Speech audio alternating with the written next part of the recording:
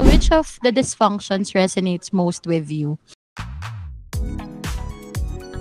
Yung trust. Kasi doon nagsisimula para mabuo yung the rest. To start a team, kailangan ng trust.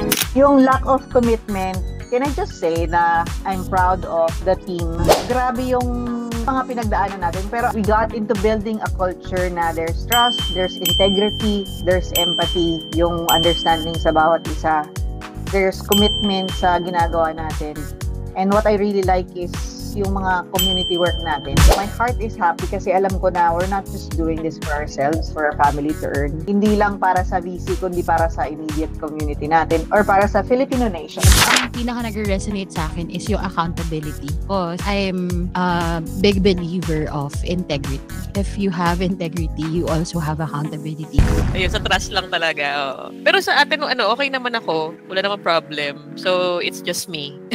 Kunyari, may sinabi tayo kay client na ganito natin siya i-deliver. Pag hindi natin na-deliver, marami kasi tayo natatarnish. Yung brand natin, yung work ethics mo, yung reflection dun sa client. Tapos ang pinakaayaw ko kapag nadadama yung sambayan ng Pilipino.